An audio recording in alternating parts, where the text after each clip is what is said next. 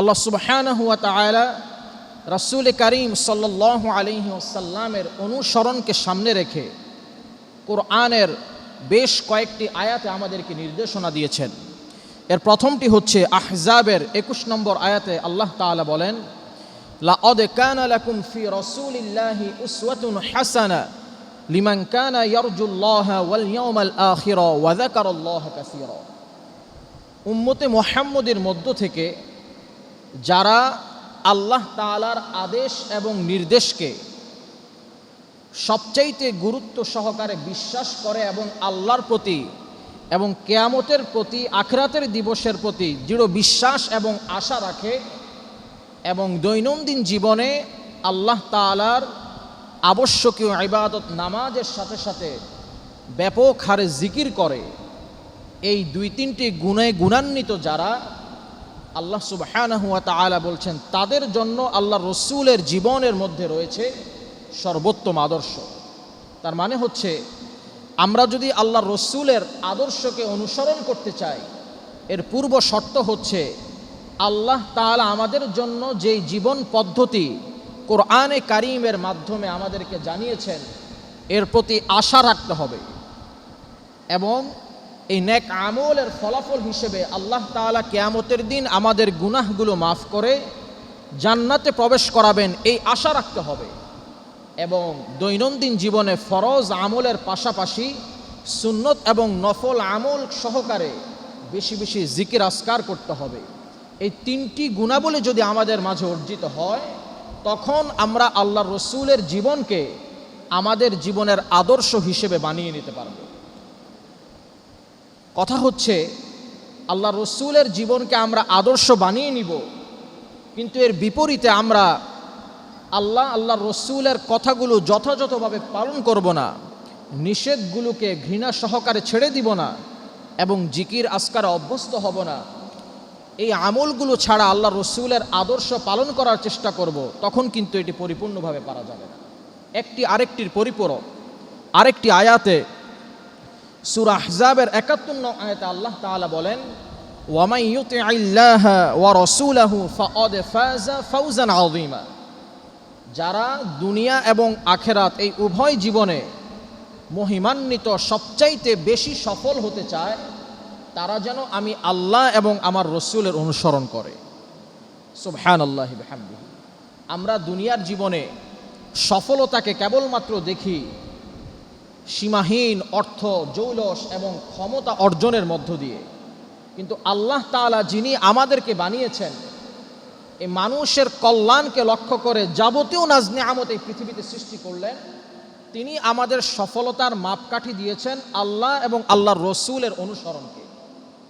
সাথে সাথে আল্লাহ তাআলা সূরা হাশরের 7 নম্বর আয়াতে বলেন, মা আতাকুমুর রাসূলু ফাখুযুহু ওয়া মা নাহাকুম আনহু ফান্তাহু। আল্লাহর রসুল তোমাদের কাছে যা কিছু নিয়ে এসেছেন সেগুলোকে শ্রদ্ধা ভালোবাসা সহকারে তোমরা গ্রহণ করো, ওয়া মা নাহাকুম আনহু ফান্তাহু, আর যা নিষেধ করেছেন সেগুলো ঘৃণা সহকারে বর্জন করো। এই তিনটি আয়াতকে সামনে রেখে রাসূল করিম সাল্লাল্লাহু আলাইহি ওয়াসাল্লাম তার ব্যক্তি জীবনে, পরিবারের সদস্যদের মাঝে এবং সাহাবায়ে কেরাম রিদওয়ানুল্লাহি তাআলা আলাইহিম আজমাইন ওনাদেরকে দৈনন্দিন জীবনে যে আমলগুলো শিখিয়েছেন সেগুলো আমাদেরও করার দরকার আছে নাকি নাই? কি বলেন, আছে কিনা? শুধুমাত্র নামাজ যদি আমাদের জন্য যথেষ্ট হতো তাহলে সুন্নাত এবং নফলের অবতারণা শরীয়তের মধ্যে পাওয়া যেত না। আল্লাহ সুবহানাহু ওয়া তাআলা হাদিসে কুদসিতে বলেছেন, রাসূল করিম সাল্লাল্লাহু আলাইহি ওয়াসাল্লাম বলেন যে মা তাকাররাবা ইলাইয়া আবদি বিন নওয়াফিল, আমি আমার বান্দাদেরকে ফরজ ইবাদত যেগুলো দিয়েছি এগুলো কেবলমাত্র আমার আদেশ এবং সেটা পালন করা প্রত্যেকের জন্য কর্তব্য, কিন্তু কোনো বান্দা যদি আমি আল্লাহর নিকটবর্তী হতে চায় সে ততক্ষণ পর্যন্ত আমার নৈকট্য অর্জন করতে পারবে না যতক্ষণ না সে নফলে অভ্যস্ত হয়। এই কথাটি কার? আল্লাহর। এটা কোরআনের আয়াত নয়, এটা হাদিসে কুদসি। হাদিসে কুদসি হচ্ছে আল্লাহ তাআলার মনোভাব, যেটা রাসূল করিম সাল্লাল্লাহু আলাইহি ওয়াসাল্লাম তার নিজের ভাষায় ব্যক্ত করেছেন। পার্থক্য শুধু এতটুকু আল্লাহর কথা, এটা কোরআনে আসেনি, আল্লাহ রসুলের মুখ থেকে এসেছে। এই জন্য এটার গুরুত্ব কি বেশি না কম? বেশি। ফরজ আমলের পাশাপাশি আমাদেরকে সুন্নত এবং নফল আমলে অত্যাধিক গুরুত্ব দিয়ে অভ্যস্ত হতে হবে। এই বিষয়কে সামনে রেখে আমরা কতগুলো আমল শুনব যেগুলো আল্লাহ রসুল সাল্লাল্লাহু আলাইহি ওয়াসাল্লাম তার দৈনন্দিন জীবনে করেছেন। সর্বপ্রথম সূরা বাকারার শেষ দুইটি আয়াত, আমানার রাসূলু বিমা উনজিলা ইলাইহি মির রাব্বিহি ওয়াল মুমিনুন, এখান থেকে শুরু করে শেষ পর্যন্ত এর ফজিলত সম্পর্কে আবি মাসউদ উকবা ইবনে আমির রাদিয়াল্লাহু আনহু থেকে বর্ণিত। বুখারী শরীফের 408 নং হাদিস, মুসলিম শরীফের 807 নং হাদিসে আল্লাহ রসুল সাল্লাল্লাহু আলাইহি ওয়াসাল্লাম বলেন, আল আয়াতানি মিন আখিরি সূরাতিল বাকারা মান আরাহুমা ফি লাইলাতিন কাফাতাহু।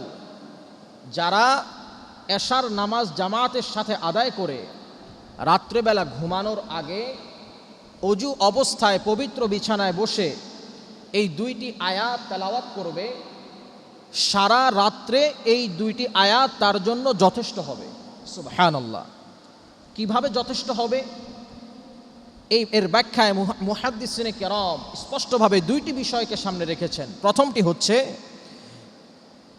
ঘুমন্ত অবস্থায় এবং আবার পরবর্তী দিন রাত্রিবেলা আসার আগ পর্যন্ত সে বাসা থেকে বের হবে, ব্যক্তিগত প্রয়োজনে সে বিভিন্ন জায়গায় সফর করবে, যত ধরনের অ্যাক্সিডেন্ট, অকল্যাণ, ক্ষতিকর জিনিস তার সাথে হওয়ার কথা ছিল বা হওয়ার সুযোগ ছিল, আল্লাহ তাআলা এই দুইটি আয়াতের বদৌলতে তাকে পরিপূর্ণ হেফাজত করবেন। আর দ্বিতীয়টি হচ্ছে, ওই ব্যক্তি দুইটি আয়াত পড়ে সারা রাত ফজর পর্যন্ত ঘুমালো, কিন্তু আল্লাহ তাআলা তার আমল নামায় সারা রাত তাহাজ্জুদের সওয়াব লিখে দিবেন। সুবহানাল্লাহি ওয়া বিহামদিহি। ঘুমিয়ে ঘুমিয়ে তাহাজ্জুদ নামাজের সওয়াব পেতে চায় না এমন কেউ কি আছে? এই দুইটি আয়াত আমরা বহুবার শুনেছি এবং আলহামদুলিল্লাহ অনেকে আমরা আমলে নিয়ে এসেছি।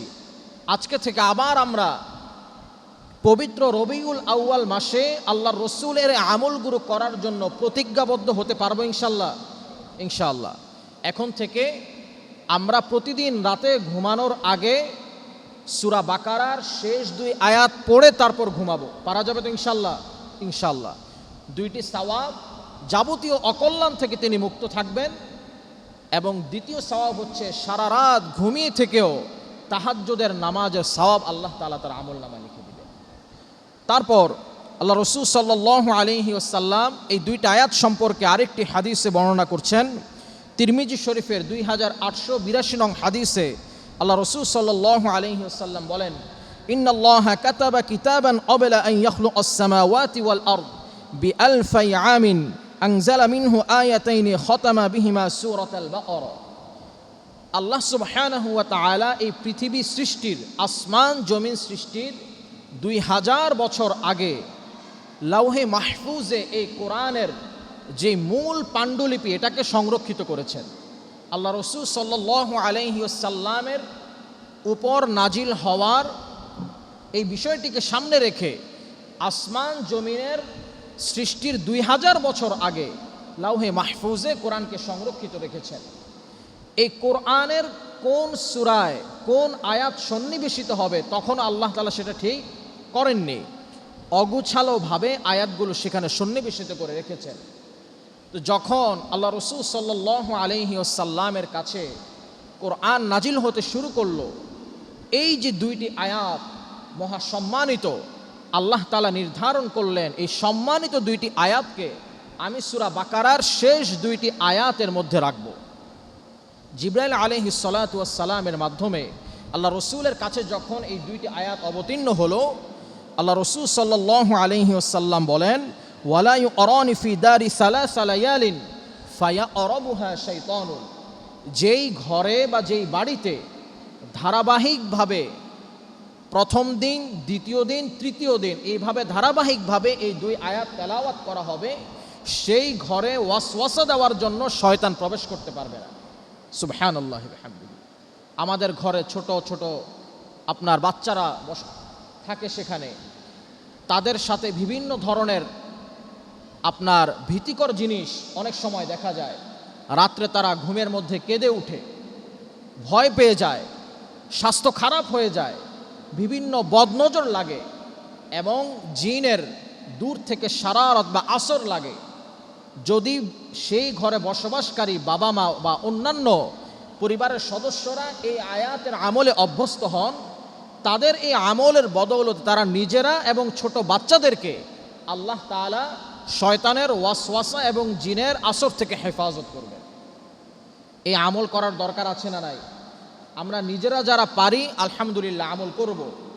যারা কোরআন শরীফ পড়তে পারি না, আমরা বাংলা উচ্চারণ দেখে দেখে পড়ব প্রয়োজনে। যারা কোরআন শরীফ একেবারেই পড়তে পারি না, আমরা এই আয়াত দুটি তেলাওয়াত ডাউনলোড করে নিয়ে আমল করতে পারবো তো? কি বলেন, পারা যাবে না? ইনশাল্লাহ এটা আমল করতে হবে। আমরা প্রত্যেকেই চাই আমরা ব্যক্তিগত এবং পারিবারিকভাবে আল্লাহ তাআলার সুরক্ষায় সুরক্ষিত থাকি। এই আমলটি করতে হবে। তারপর আল্লাহ রাসূল সাল্লাল্লাহু আলাইহি ওয়াসাল্লামের দ্বিতীয় আমল হচ্ছে সূরা তাওবার সর্বশেষ আয়াত। আল্লাহ রাসূল সাল্লাল্লাহু আলাইহি ওয়াসাল্লাম বলেন, হাদিসটি এসেছে আবু দাউদ শরীফের 5081 নং হাদিসে, মান ক্বালা ইযা আসবাহা ওয়া ইযা আমসা হাসবিয়াল্লাহু লা ইলাহা ইল্লাহু আলাইহি তাওয়াক্কালতু ওয়া হুয়া রাব্বুল আরশিল আযীম 7 মাররাত কাফাহু আল্লাহু মা আহাম্মাহু সাদিকান কানা বিহা আও কাযিবান। যারা ফজর নামাজ জামাতের সাথে আদায় করার পর সূরা তাওবার শেষ আয়াতটি 7 বার পড়বে, আবার মাগরিবের নামাজ জামাতের সাথে আদায় করার পর সূরা তাওবার শেষ আয়াতটি 7 বার পড়বে, আল্লাহ তাআলা বলছেন এই আয়াতটি 7 বার পড়ার কারণে তার জীবনের জন্য যথেষ্ট হয়ে যাবে। সুবহানাল্লাহি ওয়া বিহামদিহি।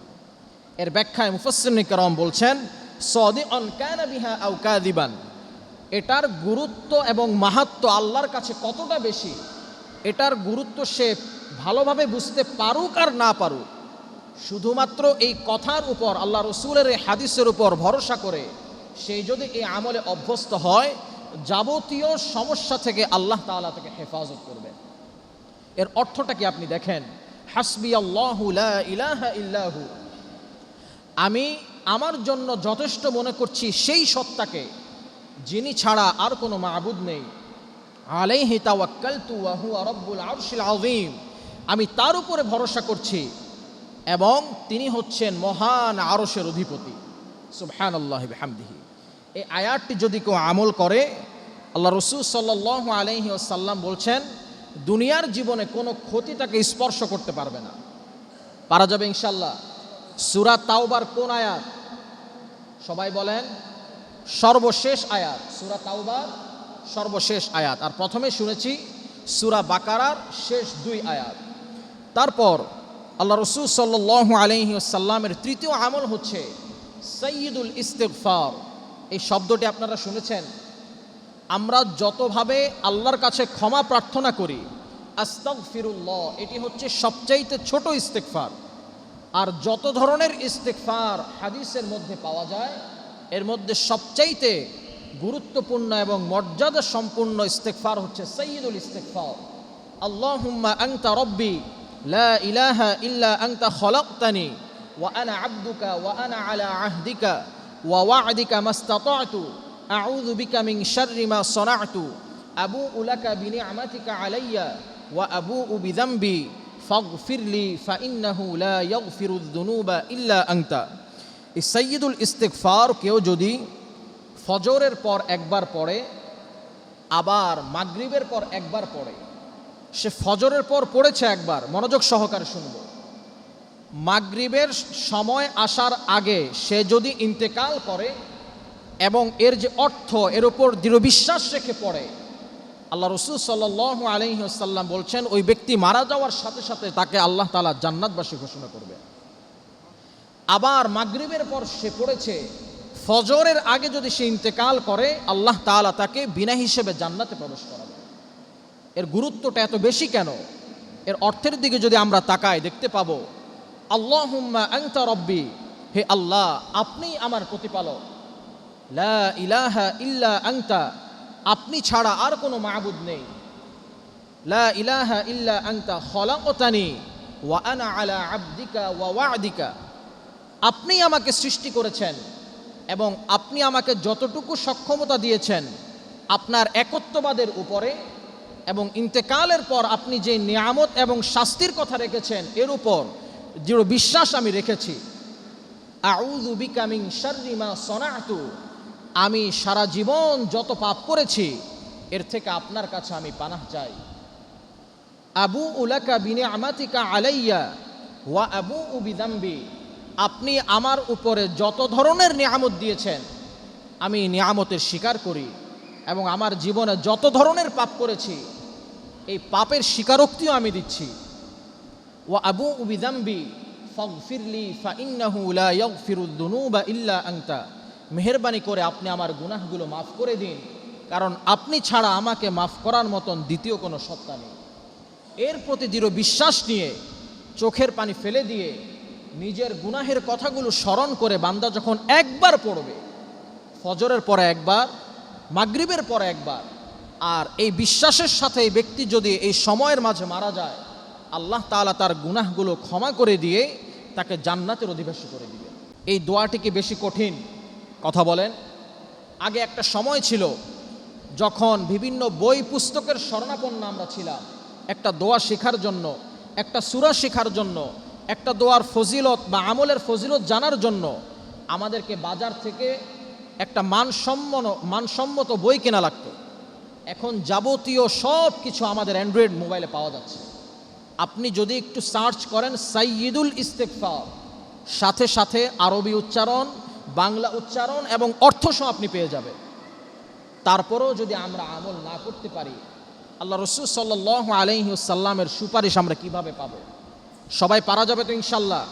প্রথমে শুনলাম সূরা বাকারার শেষ 2 আয়াত, এরপর শুনলাম সূরা তাওবার শেষ 2 আয়াত, আর এখন শুনলাম সাইয়্যিদুল ইস্তিগফার। ফজিলতগুলো মনে আছে তো ইনশাল্লাহ। তারপর আল্লাহ রাসূল সাল্লাল্লাহু আলাইহি ওয়াসাল্লামের চতুর্থ আমল হচ্ছে সূরা ইয়াসিন তেলাওয়াত করা। সূরা ইয়াসিন সম্পর্কে আল্লাহ রাসূল সাল্লাল্লাহু আলাইহি ওয়াসাল্লাম বলেন, ইন্না লিকুল্লি শাইইন অলবান ওয়া অলবুল কুরআনি সূরাতু ইয়াসিন ওয়া মান ক্বারাআ ইয়াসিন কাতাবাল্লাহু লাহু বিকিরাআতিহা কিরাআতাল কুরআনি 10 মাররাত। এই পৃথিবীতে যত রকমের জিনিস আছে প্রত্যেকটির একটি কেন্দ্রবিন্দু আছে, আর কোরআনের কেন্দ্রবিন্দু হচ্ছে সূরা ইয়াসিন।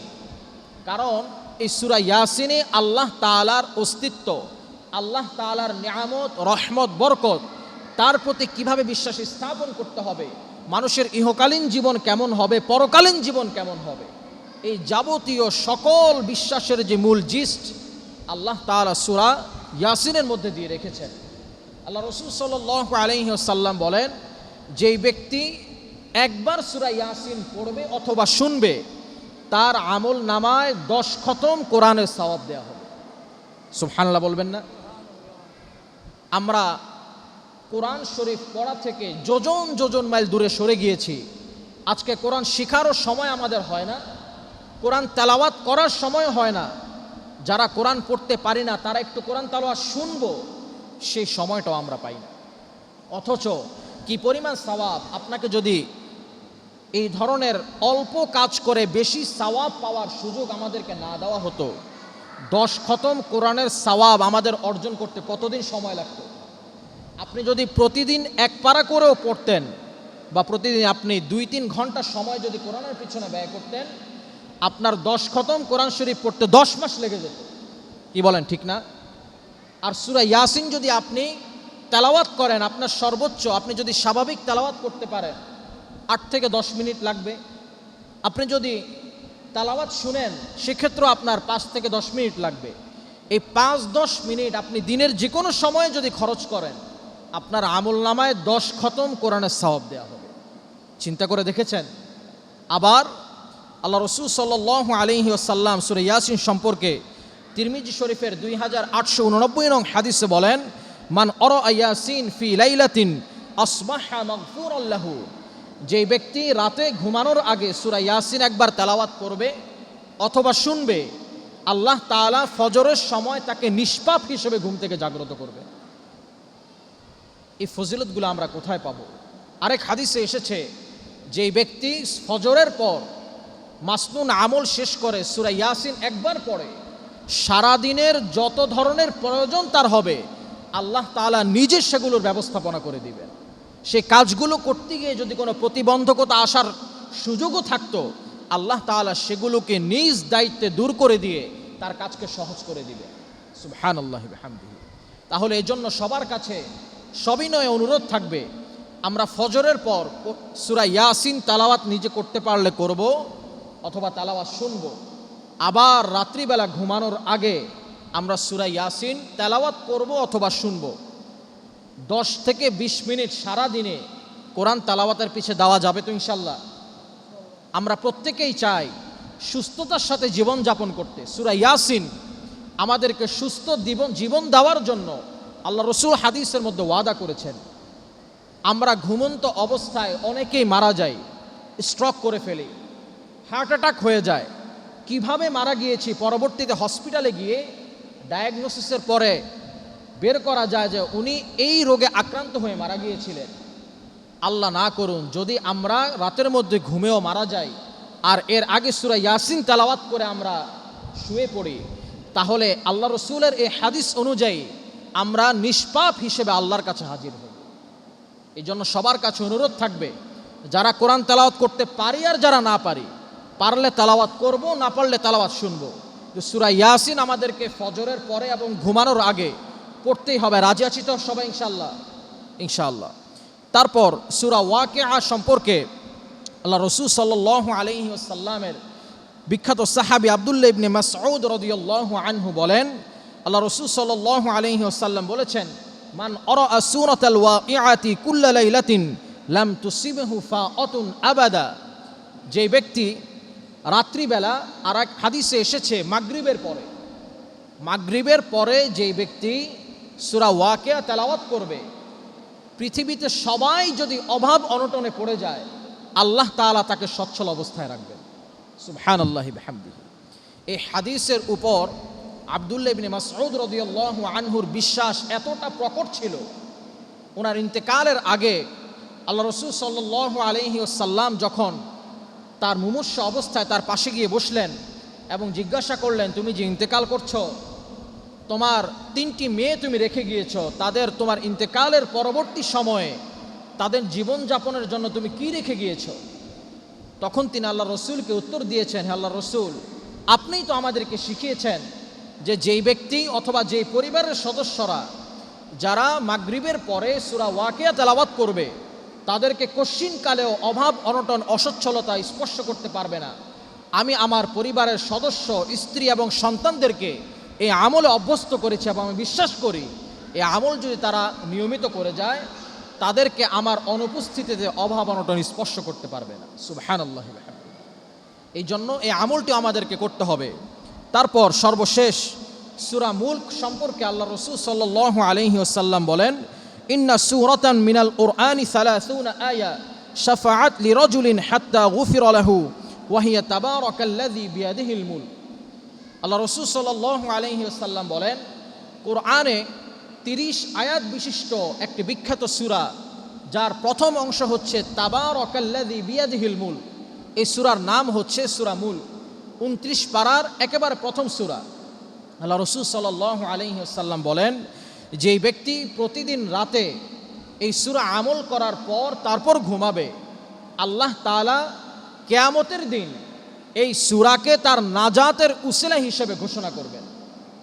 এটার ব্যাখ্যাটা কেমন হবে, এটার রূপরেখাটা কেমন হবে, মুফাসসিরিনে কেরাম 4-5টা আলামত উল্লেখ করেছেন। ওই ব্যক্তিকে যখন কবরে রাখা হবে, সীমাহীন গুনাহের পাহাড় নিয়ে যখন তার কাছে আযাবের ফেরেশতারা আসবে তাকে শাস্তি দেওয়ার জন্য, মনোযোগ সহকারে শুনবেন। এই সূরা মুলক একটি বিশাল আকৃতির সাদা পাখির আকৃতিতে সে কবরবাসীকে চারদিক থেকে বেষ্টন করে রাখবে। সে আযাবের ফেরেশতারা সামনে পিছনে ডান বাম উপর নিচ যেই জায়গা থেকেই প্রবেশ করার জন্য চেষ্টা করবে তাদেরকে বাধা দেওয়া হবে এবং বলা হবে, আপনারা যে এখানে এই কবরবাসীকে শাস্তি দেওয়ার জন্য এসেছেন, কার অনুমতি নিয়ে এসেছেন? তখন তারা অবাক হবে যে কবরবাসী তো সীমাহীন আপনার অপরাধ করার কারণে তার শাস্তি পাহাড় পরিমাণ জমা হয়েছে, এখানে এত বিশাল আকৃতির পাখি কোত্থেকে আসলো? তারা আল্লাহর কাছে আরজ করবে, আল্লাহ আপনি আমাদেরকে সেখানে শাস্তি দানের জন্য পাঠিয়েছেন, কিন্তু আমরা তো সেখানে প্রবেশ করতে পারছি না।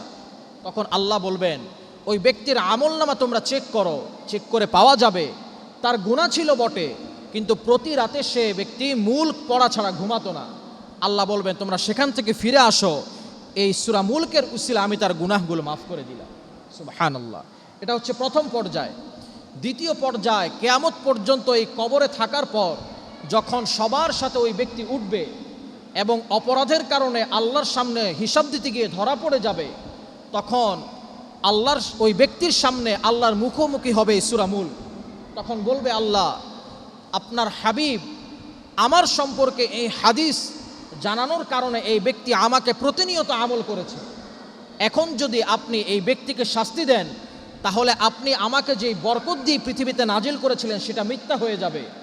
যদি তাকে জাহান্নামে দিতেই হয় আমাকে সহকারে তাকে জাহান্নামে দিতে হবে। কোরআনের কোনো অংশকে জাহান্নামে দেওয়া যাবে? কথা বলেন।